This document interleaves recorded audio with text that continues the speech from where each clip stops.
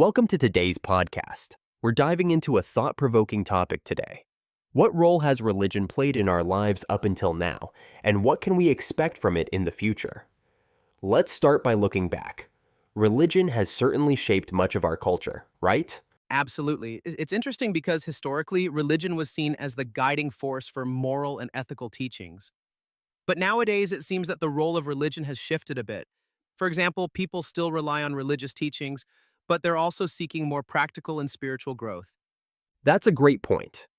Many people have traditionally depended on religious leaders for spiritual guidance, like how we were taught rituals like prayer or meditation.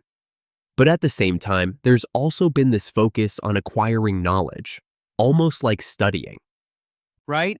In the past, religious education was mostly about memorizing sacred texts and following rituals. Now, it seems like there's a push for deeper understanding and the application of that knowledge to real world challenges. It's almost like people are saying, what's next? How do we apply this wisdom practically? Exactly. And some religious leaders have even become more like teachers, guiding their followers to think critically about life. But there's a tricky balance. It's not just about knowing religious practices or scripture.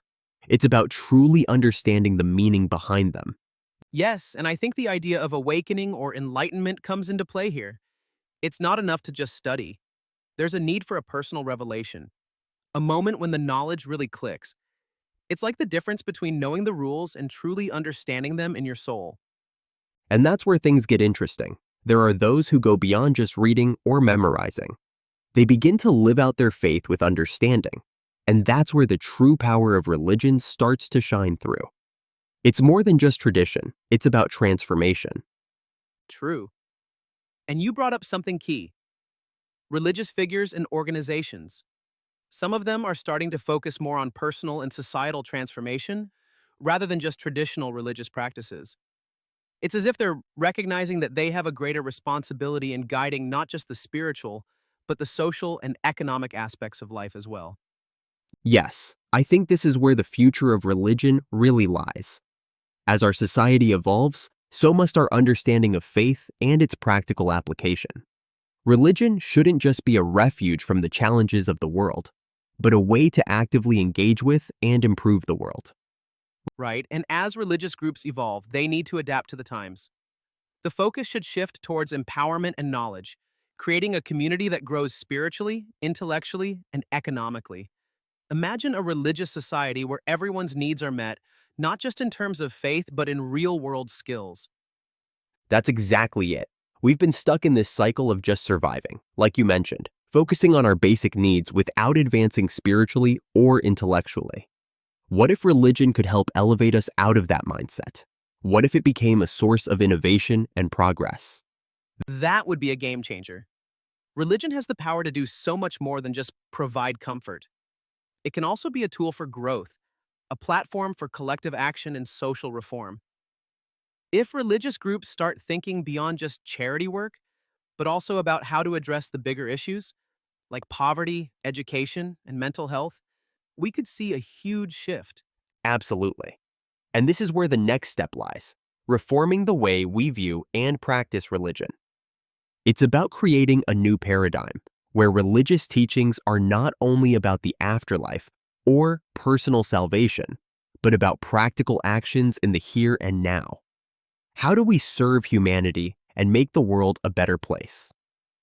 Exactly. It's about redefining what success looks like in a religious context. It's no longer just about having faith, but about living out that faith in ways that make tangible changes in society. It's about becoming the change we wish to see. So in the future, religious groups need to be more proactive, more dynamic, and more involved in shaping society, not just in the spiritual sense, but also in the economic, political, and social spheres.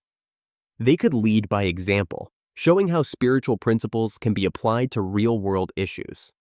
Yes, and that's where the younger generation comes in.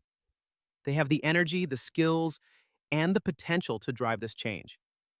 If they take on the mantle of religious leadership while blending it with modern knowledge and ideas, they could lead the way to a spiritual and societal revolution.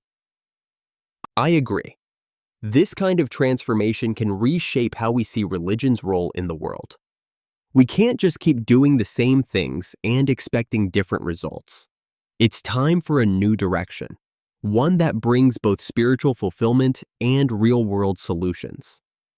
Well said. So, as we wrap up today's discussion, let's leave our listeners with a thought. How can you, in your own life, begin to view religion as a tool not just for personal growth, but for community development and societal change? Great question to reflect on. We'll leave that for our listeners to ponder. Thanks for tuning in, and we'll see you next time. Take care.